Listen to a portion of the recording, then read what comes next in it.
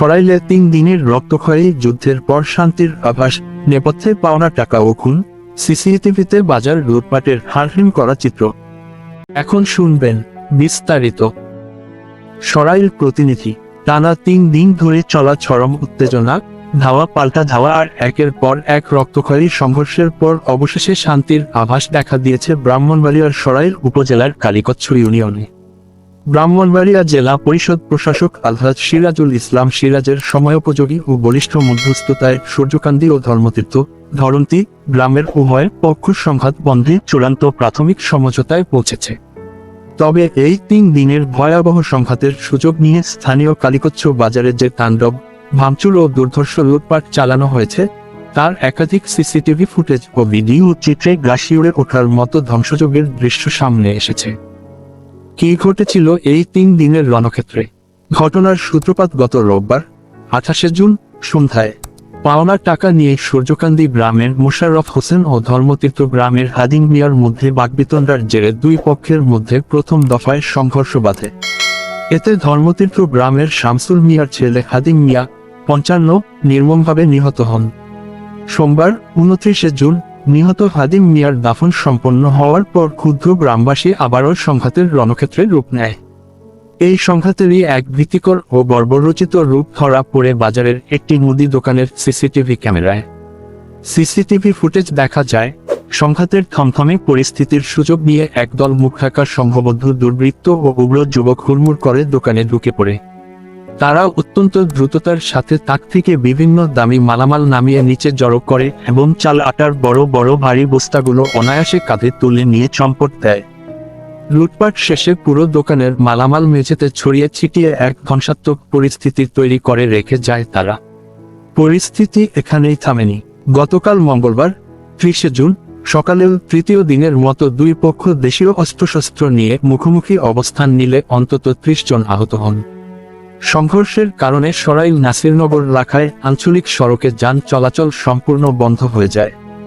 বাজারে সরেজমিনে গিয়ে দেখা যায়, সারি সারি বন্ধ দোকানের লোহার শাটারগুলো রামদা বা ভারী অস্ত্রের আঘাতে দুমড়ে মুচড়ে গেছে। এমনকি বাজারের মাঝখানে থাকা একটি টং দোকানকে আগুনে পুড়িয়ে সম্পূর্ণ ছাই করে দেওয়া হয়, যা থেকে পরদিনও ধোঁয়া বের হতে দেখা গেছে। পরিস্থিতি নিয়ন্ত্রণে আনতে পুলিশকে এক পর্যায়ে ফাঁকা গুলি ছুড়তে হয় এবং সরাইল থানার ওসি ও সরকারি পুলিশ সুপারের নেতৃত্বে কয়েক শতাধিক দাঙ্গা পুলিশ সদস্য মোতায়েন করা হয়। 10 জনের যৌথ শান্তি কমিটি গঠন ও কঠোর প্রশাসনিক বার্তা। এই তীব্র উদ্ভূত ও সংবেদনশীল পরিস্থিতিতে গতকাল মঙ্গলবার বিকেল 4টার দিকে ঘটনাস্থলে ছুটে যান ব্রাহ্মণবাড়িয়া জেলা পরিষদ প্রশাসক আলহাজ সিরাজুল ইসলাম সিরাজ। তিনি সরাইল থানা চত্বর ও স্থানীয় মুরব্বীদের নিয়ে এক জরুরি বৈঠকে বসেন। দীর্ঘ আলোচনার পর উভয়ের পক্ষ থেকে 5 জন করে মোট 10 জনের একটি যৌথ শান্তি কমিটি গঠন করা হয়, যারা এলাকায় শান্তি বজায় রাখার পূর্ণ লিখিত দায়িত্ব নেন। প্রশাসনিক কঠোরতার বার্তা দিয়ে জানানো হয়েছে, দায়িত্ব নেওয়া এই প্রতিনিধিদের ছবি ও তালিকা ইতিমধ্যে জেলা পুলিশ সুপারের এসপি অফিস, ডিআইজি অফিস এবং পুলিশ হেডকোয়ার্টারে পাঠানো হয়েছে, যেন ভবিষ্যতে যে কোনো ধরনের বিশৃঙ্খলা বা চুক্তিভঙ্গের জন্য তাদের সরাসরি আইনের কাঠগড়ায় জবাবদিহি করতে হয়। পরে জেলা পরিষদ প্রশাসক নিহত হাদিম মিয়ার বাড়িতে গিয়ে শোকসন্তপ্ত পরিবারের প্রতি গভীর সমবেদনা জানান এবং হত্যাকাণ্ডের সুষ্ঠু তদন্ত ও ন্যায় বিচারের আশ্বাস দেন।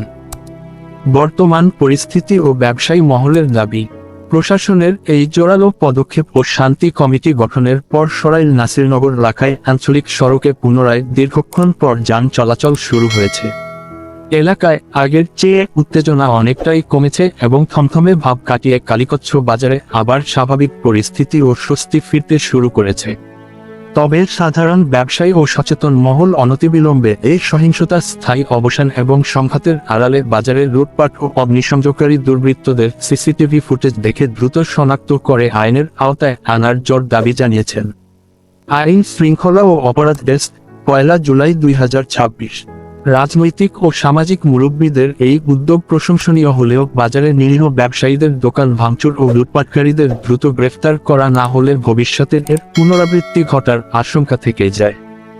সরাইল উপজেলা, কালিকচ্ছ ইউনিয়ন, সরাইল থানা এবং এর পার্শ্ববর্তী কালিকচ্ছ বাজার, ধরন্তী, সূর্যকান্দি, সরাইল সদর ও নাসিরনগর মোড় অঞ্চলের সব ধরনের ব্রেকিং নিউজ, সংঘর্ষের ফলো আপ, শান্তি।